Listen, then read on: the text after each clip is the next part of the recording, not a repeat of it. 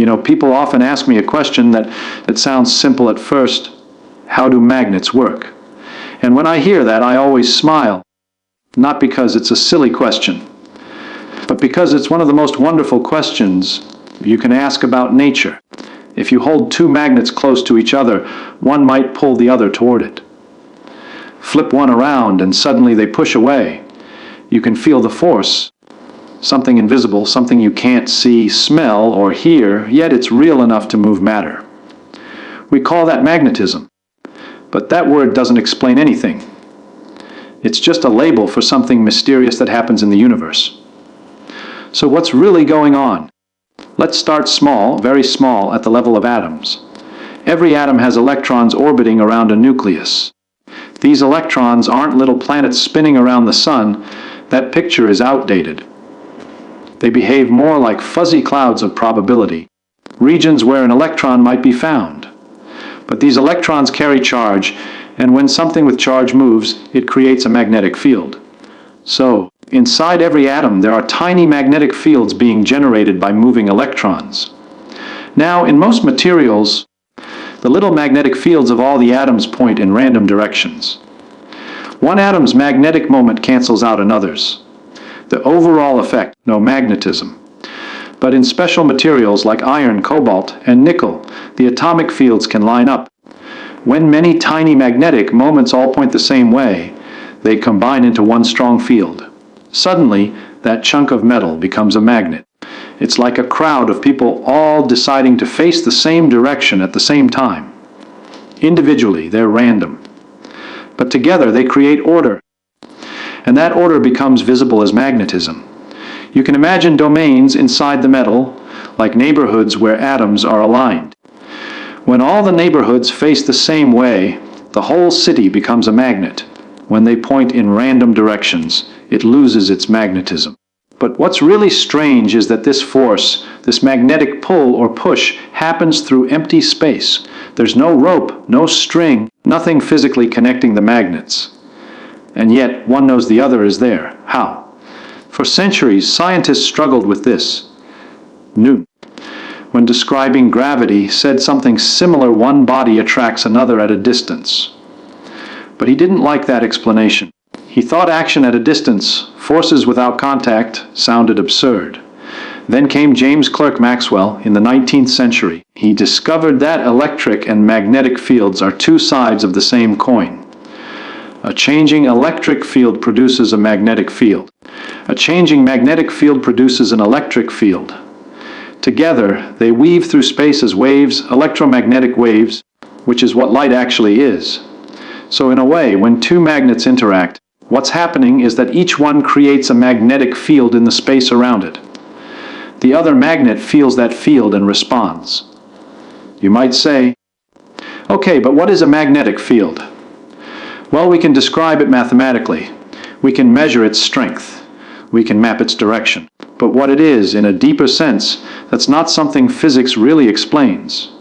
We can say a magnetic field is a property of space that affects moving charges. But what does that mean?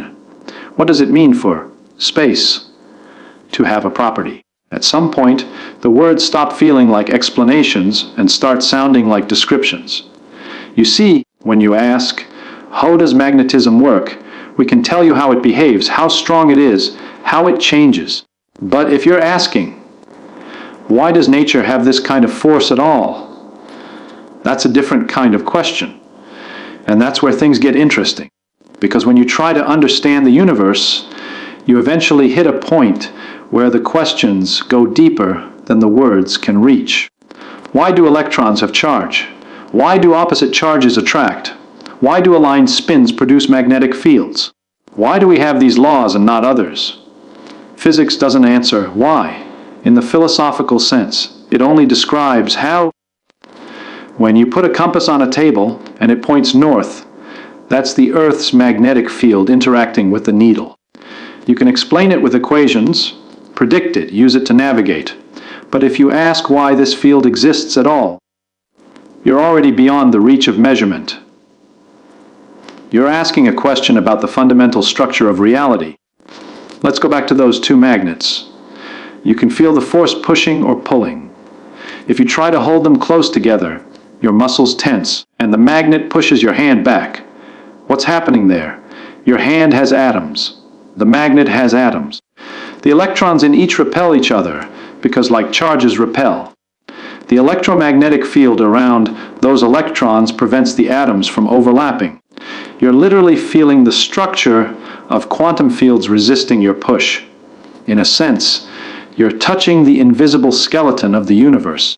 Everything you feel, every touch, every solid surface, is actually electromagnetic force at work. When you press your finger against a table, the atoms in your skin don't touch the table's atoms. The electric fields repel each other, and that resistance is what you feel as solidity. You never truly touch anything. You only feel the electromagnetic pushback between the quantum fields of matter. So magnetism isn't some weird exception, it's one expression of the same force that defines almost everything about the world we experience. The reason your body doesn't fall through the chair you're sitting on, the reason your computer screen holds an image, the reason atoms don't collapse, all of it in some way traces back to electromagnetic interactions. And yet, when we step back, we realize we still don't know why the universe has this particular structure, why charge exists, why fields exist, or why they have the properties they do. We only know that they do, and that they work with astonishing precision. That's the beauty of physics. We can describe the pattern, but the reason the pattern exists, that remains a mystery. It's not a failure of science. It's a reminder that understanding doesn't mean eliminating wonder. It means seeing the wonder more clearly. The next time you hold a magnet and feel it pull or push, think about what's really happening.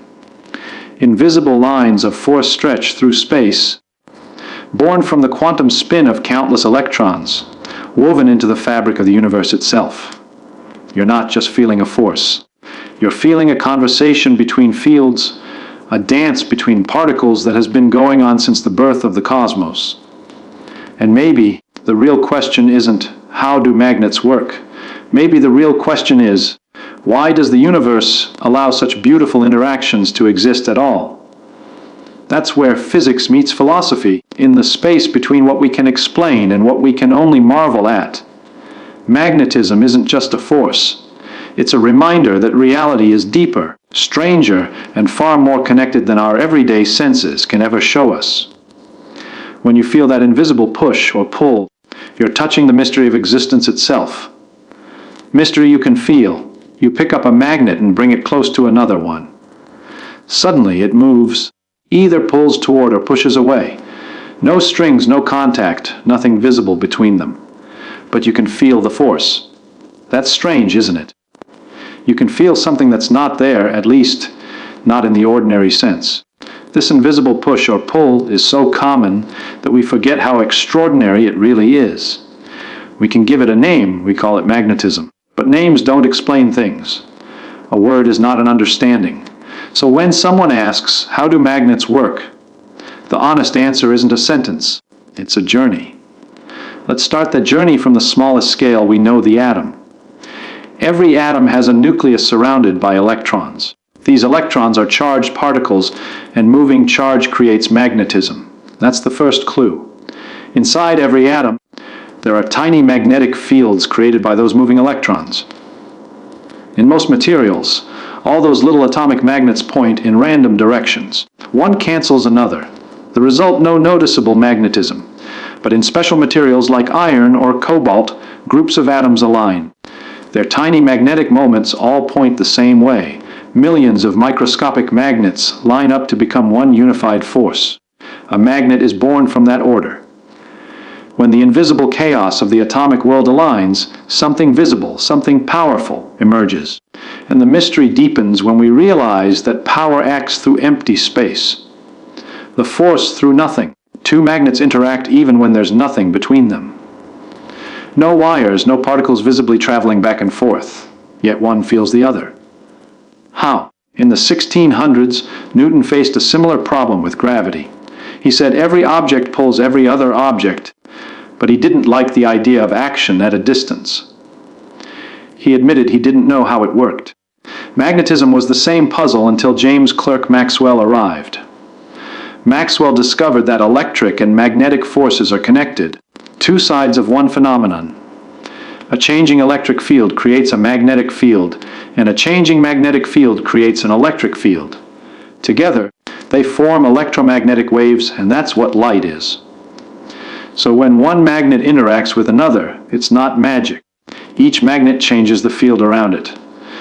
The other magnet responds to that change. The space between them isn't truly empty. It's filled with fields that carry information about what's happening. We call that space the electromagnetic field, an invisible structure that exists everywhere. It can be stretched, bent, and disturbed by moving charges. So when you see two magnets attract or repel, you're not witnessing an invisible hand. You're seeing space itself respond. But what is a magnetic field really? That question has no final answer, not yet. We can measure it, describe it with equations, even predict it perfectly. But what it is, that's still a mystery dressed in math. What's inside the field? Inside that invisible field lies the real story, the story of electrons and spin. Each electron has a property called spin. It's not literally spinning like a ball, but it behaves as if it carries a tiny magnetic moment. When many electron spins line up, their effects add together. That's what gives a magnet its strength. You can think of spin as a kind of built-in twist of reality, a quantum twist. Now, when you bring two magnets together, what you're really doing is overlapping two regions of space filled with these quantum fields. The spins in one magnet interact with the fields of the other. At the human scale, we feel this as a push or pull. But on the quantum scale, it's a dance of probabilities, forces, and interactions between charged particles and the fields they create. And yet, the strangest part remains, these forces are everywhere, shaping everything. The same electromagnetic field that makes magnets work also holds atoms together. When two atoms get close, the electrons repel each other because like charges repel. That's why your hand doesn't pass through the table. When you press your palm down, what you feel isn't the table's surface, it's the electromagnetic resistance between your atoms and the table's atoms. Every touch, every solid thing, every sensation of contact, all of it is electromagnetic force. Magnetism isn't separate from the rest of the world. It is the world. What we know and what we don't, at this point, we can describe magnetism beautifully. Maxwell's equations tell us how the fields behave. Quantum physics explains why materials can become magnets. We can design magnetic fields, build MRI machines, create levitating trains, all from this understanding. But when you go one step deeper and ask, why? Physics goes quiet. Why do electrons have charge? Why do they have spin? Why do they interact with the field the way they do? The truth is, no one knows. We know the equations work. We know the constants, the values, the relationships, but we don't know why the universe is built this way. It simply is. That's what makes physics so honest. It never pretends to know more than it does. It doesn't fill the gaps with stories. It just admits, here's where our understanding stops. And when it stops, we face something profound, the limit of explanation. Some people see that as a failure, but it's not. It's the very reason curiosity exists. The more we know, the clearer we see what we don't. And in that space between knowing and wondering, science becomes beautiful. The deep connection of reality. So let's return to the beginning. You hold a magnet. You feel it pull or push. Now you know what's really happening, the alignment of countless electron spins, the shaping of invisible fields, the structure of space itself bending ever so slightly to communicate a force. When you feel that push, you're touching the electromagnetic foundation of reality. You're feeling the same field that lights up the stars, guides compasses, and holds matter together. You're not just holding a magnet. You're holding a piece of the universe's hidden machinery, one that connects everything to everything else. And maybe the question, how do magnets work, isn't just about physics. Maybe it's about us, about why we're capable of asking at all. Magnetism reminds us that reality is deeper than our senses, stranger than our language, and yet somehow perfectly ordered. We live in a universe where invisible fields shape visible matter, where empty space isn't empty, and where even the simplest forces carry the fingerprints of quantum mysteries. So the next time you feel that invisible push, don't just say, "It's magnetism." Realize that you're witnessing a conversation between particles, fields, and the very fabric of existence. And in that quiet, invisible force, you might glimpse something humbling, that the universe is not just matter and energy, but a pattern of connections too deep for words. When you understand that, even just a little, you never look at a magnet or at reality itself the same way again. When you hold a magnet in your hand, you're not just holding a piece of metal.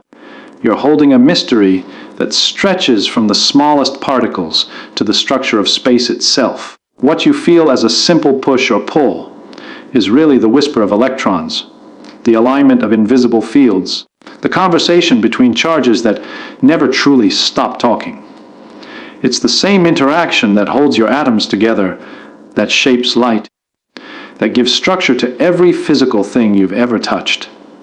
And yet, for all our knowledge, for all the equations that predict how strong the field will be, or how it changes with distance, we still don't really know why it exists at all. Why does the universe have this property called magnetism? Why does space itself allow these interactions? That's the heart of science, not certainty but wonder. The joy of seeing clearly how things behave while remaining humbled by why they exist. Magnetism reminds us that reality is both understandable and unfathomable at the same time.